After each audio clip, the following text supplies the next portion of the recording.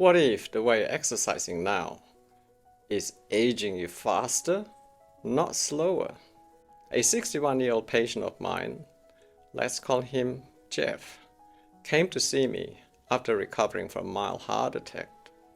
He told me, my trainer says I shouldn't go beyond zone 2. So I asked, what do you know about what that means? He shrugged and said, is it about me not exercising beyond heart rate of 120? That's a common story. I'm Dr. Kiat. Let's go heart to heart.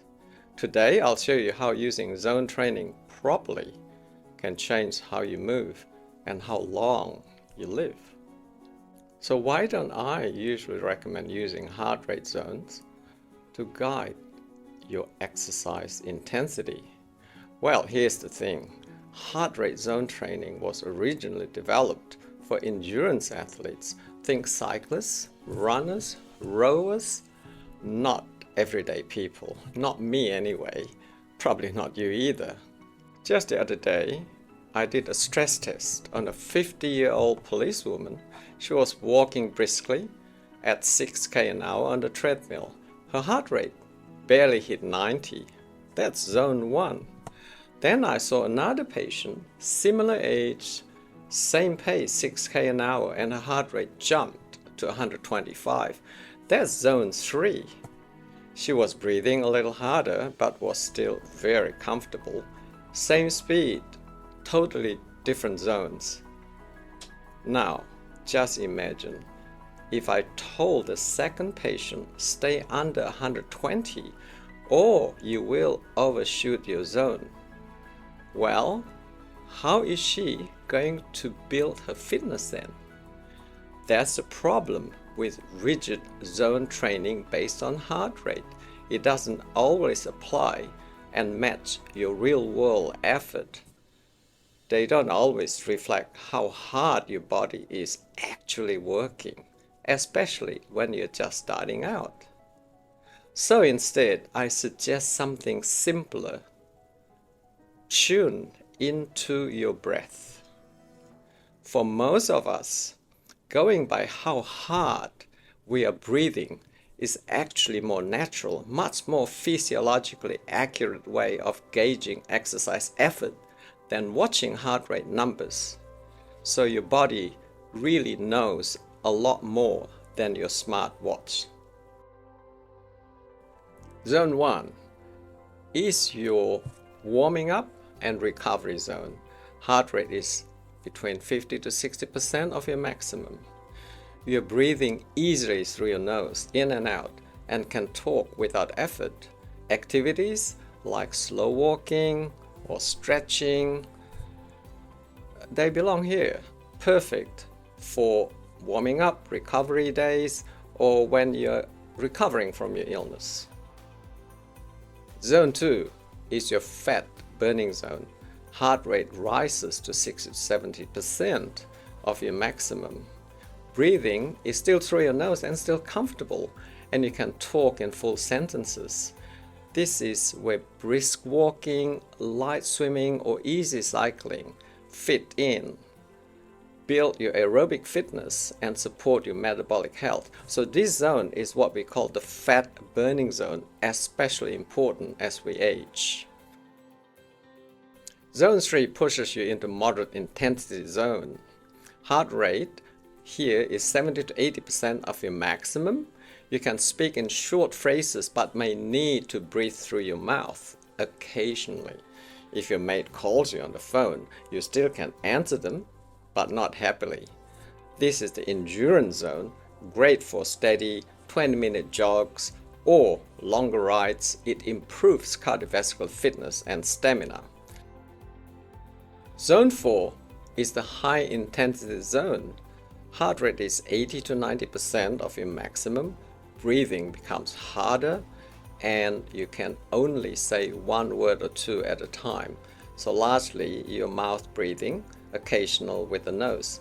This zone is used as an interval training, short bursts followed by recovery. It's the most effective zone to improve cardiovascular and cardiopulmonary fitness. And at the top, zone 5, the all-out effort zone, your heart rate is now well above 90% of your maximum. You're breathing hard through your mouth and talking isn't possible. For example, a 100-meter sprint lives here. It builds speed and peak power. But your goal isn't to reach at the top all the time. It is good to move intelligently between the zones, guided by your breath, your fitness level, how you feel, and your purpose. So to cap it off, zone 1 is what we call LISS.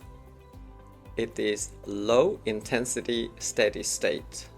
It's just walking steadily up and down the hill a little bit.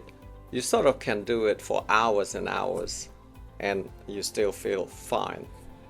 While zone 2 is still steady state, but at a moderately faster pace, and you can do it for say an hour or sometimes even more. Zone 3 is when you started going into the sort of interval training. You can only do it for say 20-30 minutes and then you'll be a bit tired then. Zone 4 is true interval training. You can't do it more than 4, at the most 10 minutes before you need a little break, and then you can do it again. Zone 5 is when you can do it for 1 minute or less, just like what I said, a 100-meter sprint. And don't forget the power of everyday movement. We call this NIPA, non-exercise physical activity. It includes walking to and from stations, mowing the lawn, household chores, even fidgeting counts.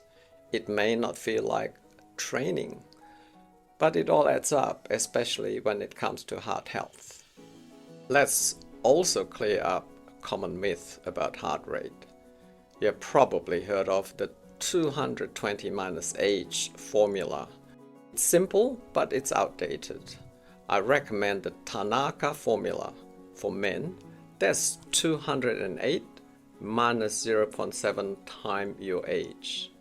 For women, especially over 60, the Gulati formula is more accurate.